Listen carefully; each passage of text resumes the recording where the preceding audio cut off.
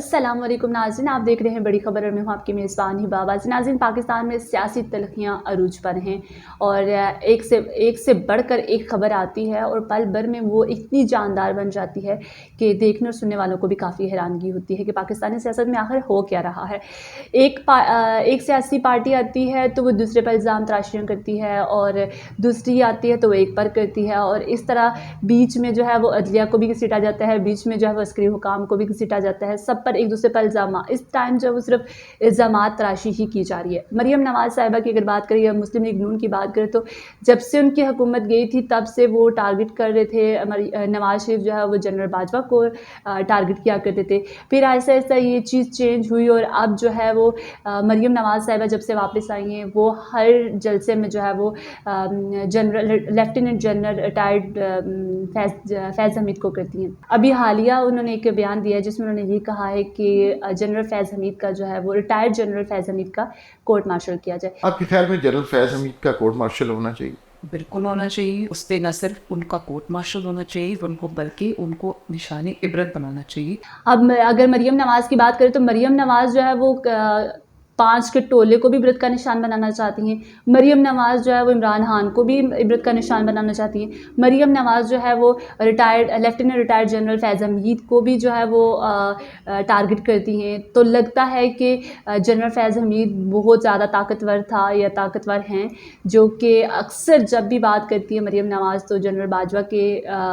کا ذکر نہیں کرتی، لیکن اکثر بات جب بھی کرتی ہے اور جب بھی ٹارگٹ کرتی ہے تو وہ جنرل فیض حمید کو ٹارگٹ کرتی ہیں۔ کچھ تو ہے ضرور کہ وہ جب بھی بات کرتی ہے، کیونکہ اکثر وہ کہتے ہیں کہ جب ان پر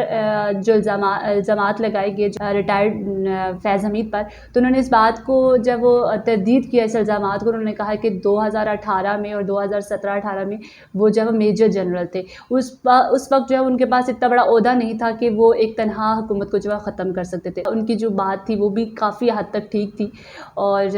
اب جو ہے وہ مریم نواز جو ہے نہ صرف کسی ایک بندے کو ٹارگٹ کرتی ہیں بلکہ سب کو کر رہی ہیں، عدلیہ کو بھی جو ہے وہ ان پر بھی بوچھاڑ کر رہی ہیں اور اکثر نعرے بازی بھی اس پر کرتی ہیں کہ جو انصاف کا ترازو ہے وہ برابر ہونا چاہیے۔ جب اب جو ہے وہ اس سٹیج پر ان کو یاد آتا ہے کہ جو انصاف کا ترازو ہے وہ برابر ہونا چاہیے۔ مریم نواز صاحبہ کا ایک نیا دعویٰ بھی سامنے آیا ہے جس میں انہوں نے کہا ہے کہ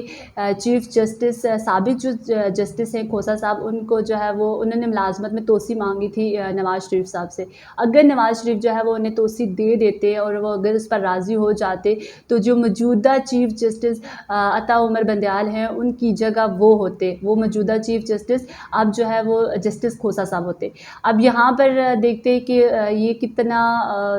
جو ہے وہ یہ بات سچی ہے، اور انہوں نے یہ بھی کہا ہے الزام لگاتے ہوئے کہ وہ قرآن پر ہاتھ رکھ کر کہیں کہ ایسا انہوں نے نہیں کہا تھا۔ جسٹس کھوسہ صاحب کو کہتی ہیں کہ آپ جو قرآن پر ہاتھ رکھ کے کہیں کہ آپ نے ایسے ملازمت کی توسیع نہیں چاہی تھی یا ملازمت میں توسیع کا مطالبہ نہیں کیا تھا۔ یہ تو اب ظاہر ہے وہ کچھ اندر کی خبر ہے، وہ جانتی ہیں تبھی تو وہ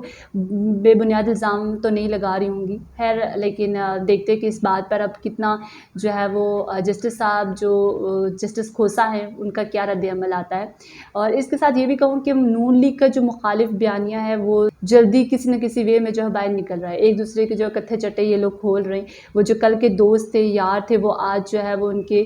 دشمن بن چکے ہیں۔ یہ ہمارے ہاں سیاست میں یہ چیزیں ہوتی جا رہی ہیں، نہ ہم عدلیہ کو دیکھتے ہیں نہ ہم عسکری چیزوں کو دیکھتے ہیں، مطلب ہم نے جب دوستی کرنی ہوتی ہے تو ہم جو ہے وہ انہیں جان سے زیادہ انہیں دوست مانتے ہیں، اور جب ہم نے دشمنی کرنی ہوتی ہے تو ان کے سارے کتھے چٹے کھول کر سامنے رکھ دیتے ہیں۔ ہم جب بھی اگر سیاسی لوگوں کی بات کریں تو ان کی سیاست اسی بات سے شروع ہوتی ہے، ایک دوسرے پہ الزام لگانا ہے، ایک دوسرے کی جو ہے وہ ٹانگیں کھینچنی ہے، ہم نے ملک کا نہیں دیکھنا، ملک کا بیڑا غرق ہو جائے یا کچھ بھی ہو جائے۔ مریم نواز صاحبہ جو وہ آئے دن نئے سے نئے الزامات لے کر آ جاتی ہیں، کبھی کس پر الزام تراشی کر رہی ہوتی ہے، کبھی کس پر کر رہی ہوتی ہے، اور جو ہے وہ ملک کا جو بیڑا ہے وہ تو کافی حد تک غرق ہو چکا ہے۔ اور کیونکہ